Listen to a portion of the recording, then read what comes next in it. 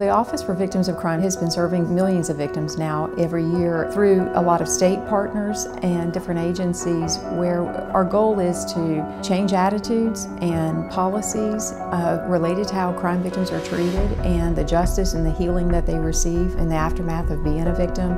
The Crime Victims Fund was established through the Victims of Crime Act in 1984, and the funds are collected from federal criminal defendants once they're convicted. And the dollars that are deposited into the Crime Victims Fund end up trickling down to the states. It's non-taxpayer money, and the states administer the dollars through compensation programs and assistance programs, and then there's some national programs that we handle here from our office. Working with law enforcement is absolutely key to reaching victims and making sure that crime victims know what the services are that are available to them. Crime victims are a critical constituency for law enforcement. Throughout the last several years, we've seen many high-profile incidents, whether we've seen in San Bernardino, Orlando, Ferguson. The OVC Collective Healing Project with IACP is a wonderful opportunity to really look at what's happening in our communities and how we can make them better, focusing on where there has been harmful incidents in the community and how can we provide community healing at the end. Well, what we know and what Vision 21 has also enforced is that it is not just the direct victim, it's not the law enforcement officer that was there on scene that are always impacted. It is also their families, the communities. We also know that one incident often uproots years of historical trauma or of mistrust with law enforcement. And so without fully attending to these incidents and looking at the trauma that's there and actively working on healing these incidents will just leave a scar on the community. And that definition of victim is really expanded. OVC is hoping with IACP, NAACP, and the Yale School of Medicine, their trauma center, we're hoping to learn from the communities that we're working with what it would take to really change culture from within law enforcement so that the trauma-informed response is ready both before and after one of these incidents.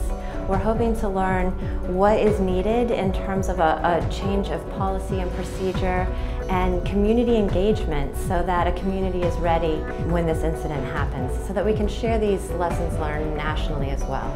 IACP held a focus group of law enforcement executives from around the country that have experienced harm in their community, disruptions, whether it's riots or protests or officer-involved shooting, to where they could bring the community members together and really identify what happened in that community both before, during, and after an event.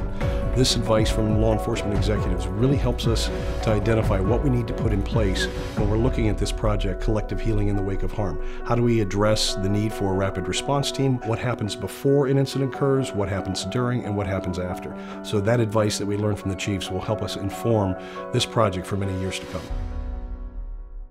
Law enforcement is often the first contact that crime victims have, so it's important for us to make that contact as informative and helpful to crime victims as possible. ELIRV stands for the Enhancing Law Enforcement Response to Victims.